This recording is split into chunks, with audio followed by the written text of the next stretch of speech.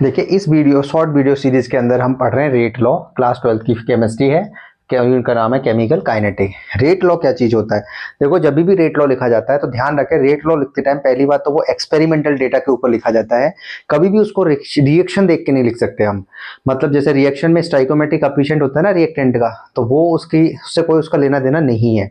Rate law में जो reaction rate लिखा जाता है वो डायरेक्टली प्रोपोर्शन होगा रिएक्टेंट की कंसंट्रेशन के, लेकिन उनके ऊपर लगी होती है कोई पावर जो कि एक्स और बाई हमने माना था। और वो एक्स और बाई जो है, जो पावर है, वो स्टोइकोमेट्रिक कोएफिशिएंट के इक्वल और इक्वल भी नहीं हो सकता है। मतलब समान भी हो सकता है और नहीं भी समान हो सकता। मतलब हिंदी में अगर बोला जाए बेग नियम क्या होता है, बेग नियम में जो अभिक्रिया का बेग होता है वो अभिकारकों की सांद्रता के समानुपातिक होता है, लेकिन उनके ऊपर लगी होती है घात। वो घात जो है अभी रस समीकरण मिति जो है गुणांक उनके बराबर या बराबर नहीं हो सकता है। इसी चीज को हमने स्टेटमेंट में लिखा है और ये एनसीईआरटी की डेफिनेशन है। Rate law is the expression in which reaction rate is given in terms of the molar concentration of the reactant with each terms raised to some powers, or power may or may not be same as the stoichiometric coefficient of reacting species in a balanced chemical reaction। मतलब मैंने समझा दिया। हिंदी में भी देखो, हिंदी में भी लिखा है बेग नियम वह व्यंजक है जिसमें किसी अभिक्रिया के बेग को अभिकारक के मोल सांद्रता के पद पर घातांक लगाकर व्यक्त किया जाता है, और ये घातांक संतुलित रासायनिक समीकरण में अभिकारकों की रस समीकरण गुणांक के समान या भिन्न होती है।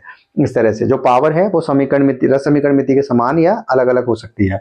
इसी चीज को हमने एग्जांपल के थ्रू समझा है, जिसमें देखो NO प्लस O2 कन्वर्ट हो रहा है 2NO2, जिसमें NO की कंसंट्रेशन है 0.30, 0.60, 0.30, 0.60। O2 की कंसंट्रेशन है 0.30, 30, 30, 60, 60।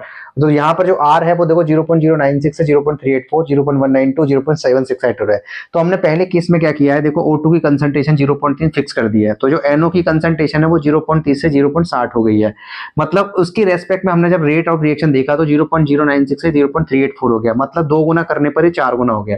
मतलब जो R है वो NO की 2 पावर के समानुपाती होता है।